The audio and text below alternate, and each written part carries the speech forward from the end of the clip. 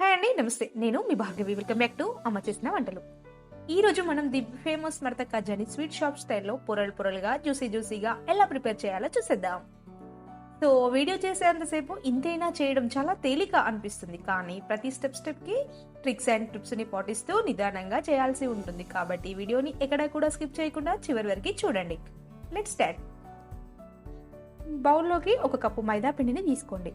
మీరు ఇక్కడ మైదాకి బదులుగా గోధుమ పిండిని వాడొచ్చు. కాకపోతే లేయర్స్ అన్నవి మనకి మైదా పిండితో చేసినంతగా గోధుమ పిండితో ఏర్పడవు. కాబట్టి మనం చేసే ఈ మడత కజ్జ ఎప్పుడు కూడా మైదా పిండితోనే చేసుకుంటే చాలా పొరలుగా ఏర్పడతాయి అన్నమాట. ఇప్పుడు ఇందులోకి 2 టీ స్పూన్ల వరకు వేడి చేసుకున్న నెయ్యిని వేసుకోండి. నెయ్యికి బదులుగా మీరు ఇక్కడ డాల్డాని కూడా యూజ్ చేయొచ్చు.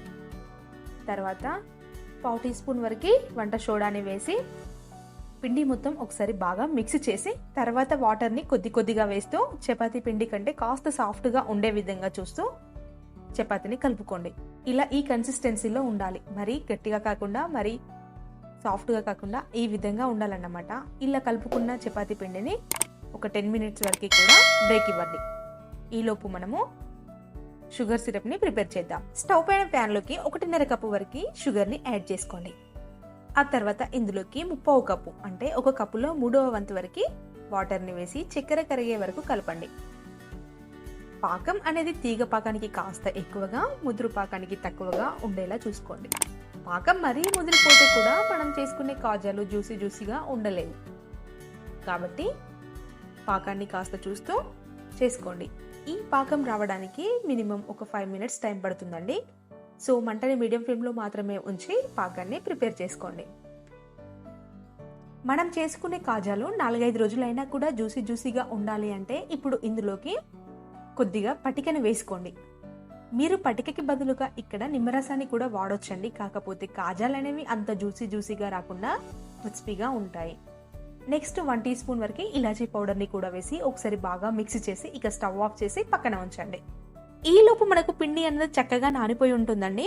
పిండిని మరొకసారి ఒత్తుకొని ఇక పొడి పిండితో ఫ్లోర్ మొత్తాన్ని కూడా డస్ట్ చేసి మనం ప్రిపేర్ చేసిన పిండి మొత్తాన్ని కూడా పెట్టి చపాతీల కర్రతో రౌండ్గా కాకుండా పొడుగ్గానే వచ్చేలా చేసుకోండి. మీకు ఎంత వీలైతే అంత పలచగా వచ్చేలా ప్రిపేర్ చేసుకోవాలన్నమాట.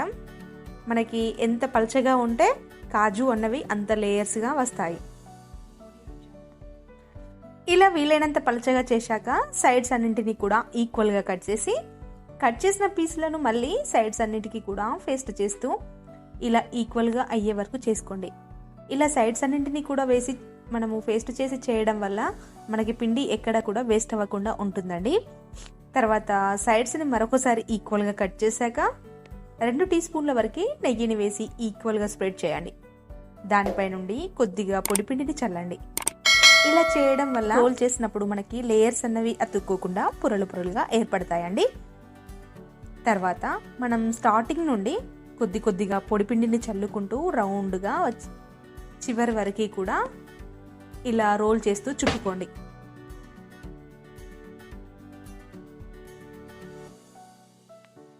ఇలా మొత్తం రోల్ చేసిన తర్వాత ఇక చివరికి రాగానే అంచులకి కొద్దిగా వాటర్ని యాడ్ చేసి ఇక రోల్లా చేసుకోండి. ఇలా మొత్తం రోల్ని చేసిన తర్వాత కొద్దిగా పొడిపిండిని చల్లుతూ ఒకసారి అటువైపు మరొకసారి ఇటువైపుగా రోల్ చేసుకొని ఇక 1/2 ఇంచ్ గ్యాప్ ఉండేలా చూసుకొని ఇక అన్ని పీసులని కట్ చేసి పక్కన ఉంచండి. నెక్స్ట్ ఒక పీస్ని తీసుకొని వేలితో కొద్దిగా ప్రెస్ చేస్తూ ఆ తర్వాత చపాతీల కర్రతో మరొకసారి లైట్గా లాటిస్తూ ఇక మిగిలిన పీసులన్నింటినీ కూడా ఇదే విధంగా చేసుకోండి. తర్వాత స్టవ్ పైన కడాయిలోకి డీప్ ఫ్రైకి సరిపడా ఆయిల్ని వేసి ఆయిల్ని హై ఫ్లేమ్లో ఉంచి బాగా హీట్ ఎక్కనివ్వాలి.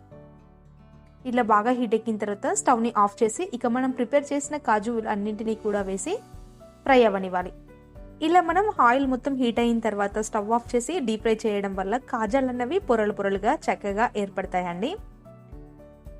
ఇలా వేసిన తర్వాత మధ్యలో ఆయిల్ని కాజులన్నింటిపైన వేస్తూ ఉండండి. ఇలా వేయడం వల్ల మనకి ఆయిల్ అన్నది లోపల వరకు కూడా లేయర్స్కి బాగా చేరుకొని లేయర్స్ చక్కగా పొంగుతాయండి. ఇలా 10 నుంచి 15 నిమిషాల వరకు మనకి కాజులు అన్నవి ఆయిల్లో బాగా ఫ్రై అయిపోతాయి. ఇలా బాగా ఫ్రై అయిన తర్వాత కాజాలన్నీ కూడా పైకి తేలుతాయండి. ఇలా పైకి తేలాక స్టవ్ని మరొకసారి ఆన్ చేసి మంటని లో ఫ్లేమ్లోకి టర్న్ చేసి ఇక మంచి కలర్కి వచ్చే వరకు ఫ్రై చేయండి.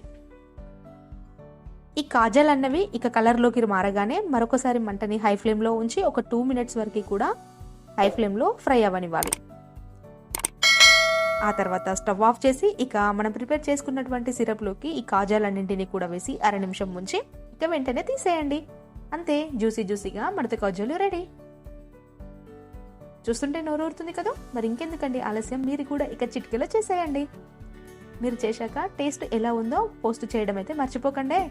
ఒకవేళ మీకు ఈ వీడియో కనుక యూజ్ అవుతుంది అనుకుంటే ఖచ్చితంగా ఒక లైక్ చేయండి.